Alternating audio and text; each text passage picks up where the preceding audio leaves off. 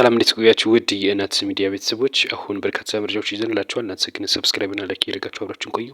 አስተያየት ካላችሁም እንደዚሁ ጥቆማ ካላችሁም ብትገልጹልን ደስ ይለናል። ዋና ዋናዎቹ ልንገራችሁ። በኢራን አሁንም ውጥረቱ ተባብሷል። ስልክና ኢንተርኔት ሙሉ ለሙሉ ተዘግቷል። ስለሱ ሰፋ ያለ መረጃ ይኖራል። እንደዚሁም ደግሞ 1 ሚሊዮን ፎሎወርስ ገብቷል። መኪናዋንም እንደሚያገኝ እየተነገረ ነው የሚገኘው በፖፑላር ኤሌክትሮኒክስ አማካኝነት። ስለሱ ነግራችኋለን። የቼችኒያው ፕሬዚዳንት ዘለንስኪ ፈሪ ነው ማለቱ ዓለምን እያነጋገረ ነው የሚገኘው። የምንነግራችሁ ነገር ይኖራል ስለሱ። እንደዚሁም ደግሞ በኢትዮጵያና በታይዋን መካከል ውጥረት ተፈጥሯል። እንግዲህ ታይዋን የቻይና ግዛት ናት ማለቷን ተከትሎ ነግራችኋለን። በአዲስ አበባ እንደዚሁ የንግድ እንግዲህ ፍቃድ ተራዝሟል እስከ ጥር 15። ከዛ በኋላ ቀጣት አለው ነግራችኋለን። እነዚህና ሌሎች ያልተሰሙ መረጃዎች ይዘናል። አብራችሁን ቆዩ። መልካም ቆይታ።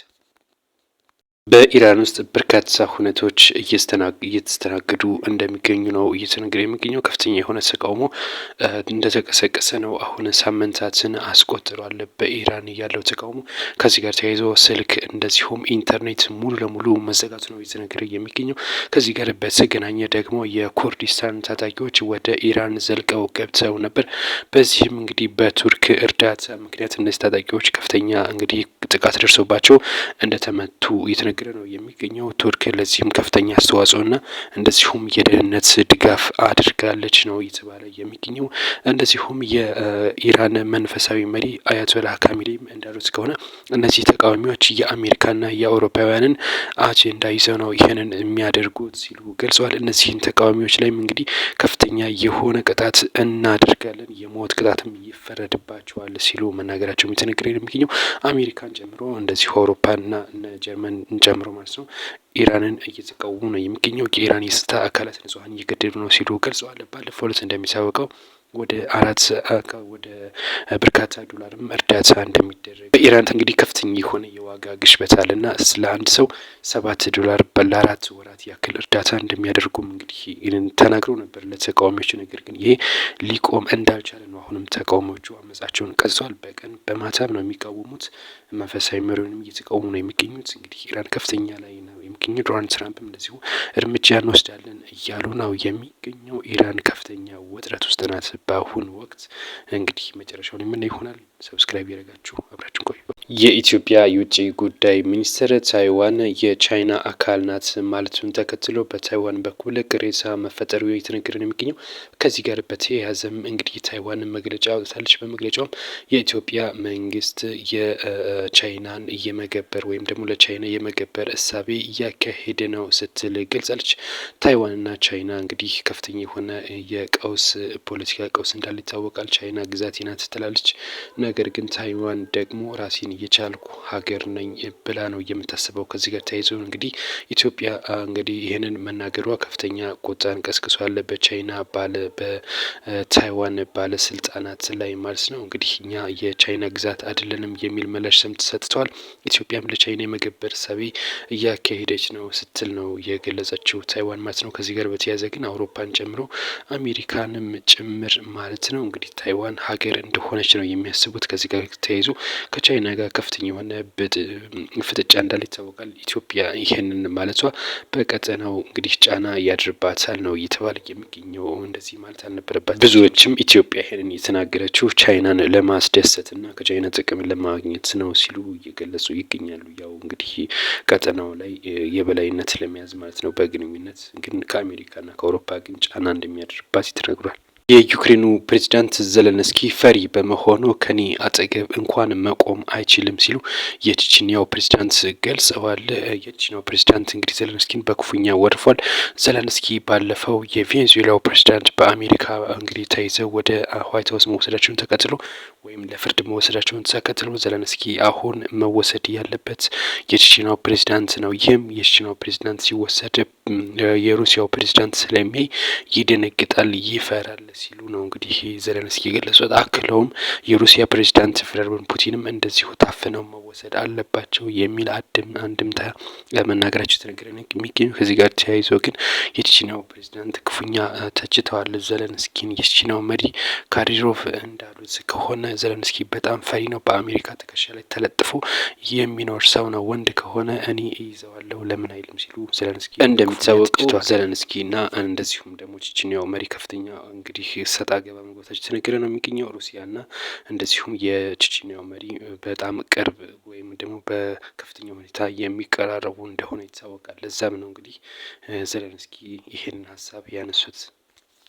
ከሰሞኑ በጉጉት ሲጠበቅ የነበረው 1 ሚሊዮን ፎሎወር ማስገባትና እንደዚሁም ደግሞ ለተወዳጁ አርቲስት ሱራፌል ተካ የመኪና ሽልማት ለማድረግ ከፍተኛ ጥረት ሲደረግ ነበር። በፖፕላር ኤሌክትሮኒክስ ምክንያት ማለት ነው። የእሱን አካውንት 1 ሚሊዮን ፎሎወር ከደረሰ ለሱራፌል ተካ መኪና እንደሚሰጥ ቃል ገብቶ ነበር በአዶናይ አማካኝነት ማለት ነው።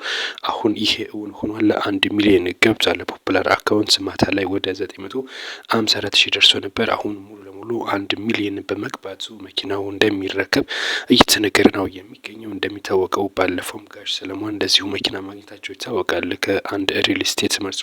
አሁንም እንግዲህ ሱራፌል ተካ እንግዲህ ከፖፕላር ኤሌክትሮኒክስ አንድ መኪና እንደሚያገኝ ቃል በገባው መሰረት ይህም እንደሚፈጸም ይፋ ተደርጓል። እንግዲህ በርካቶችም ደስታቸውን እየገለጹ ነው የሚገኘው። እንኳን ደስ አለ በሉት። መልካም ቆይታ። የአዲስ አበባ ከተማ አስተዳደር ማራዘሙን ይፋ አድርጓል። የአዲስ አበባ ከተማ አስተዳደር የንግድ ቢሮ እንግዲህ ቀኑን አራዝሟል ነው የተባለው። የንግድ ስራ ፈቃድ እድሳትን ነው ይህንን ያራዘመው ማለት ነው።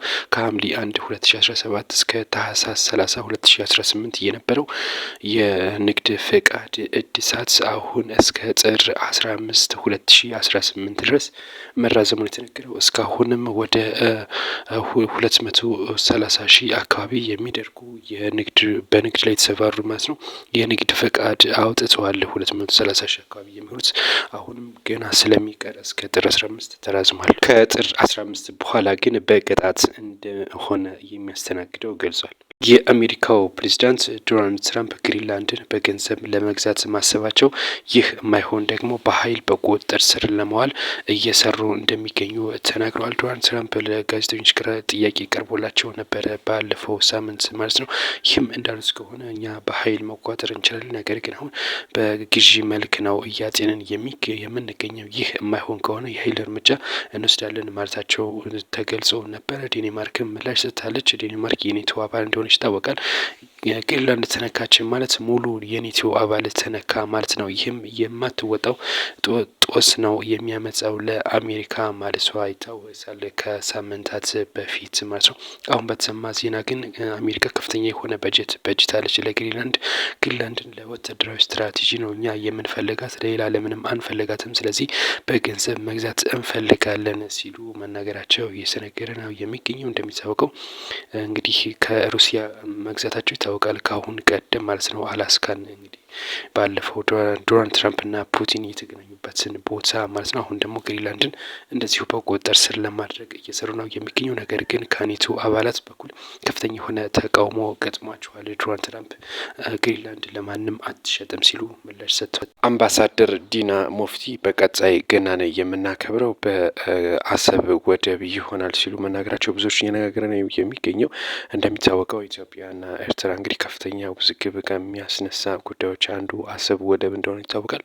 በዚህም የኢትዮጵያ የተለያዩ ባለስልጣናት በዚህ ጉዳይ የተለያዩ አስተያየት ሲሰጡ ይሰማል። የጦር አመራሮች እንደዚሁም ባለፈው ካርታ ሁላ ተዘጋጅቶ ነበረ በብላቴ ወታደራዊ ማሰልጠኛ ምረቃ ፕሮግራም ላይ ማለት ነው።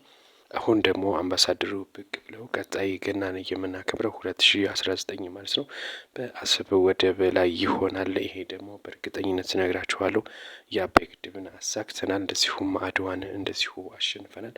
እኛ የሚሳነን የለም፣ ስለዚህ እናደርገዋለን ተባብረን ሲሉ መናገራቸው ብዙዎችን እያነጋገረ ነው የሚገኘው። ነገር ግን እስካሁን ከኤርትራ ምንም አይነት ምላሽ አልተሰጠም። በቅርብ የተከታተሉ ምላሽ የሚሰጡት የኤርትራ ውጭ ጉዳይ ሚኒስትር የማነ ገብረ መስቀል ለዚህስ ምን ምላሽ አላቸው የሚለው እየተጠበቀ ነው የሚገኘው። እናንተስ ምን ትላላችሁ? መልካም ቆይታ።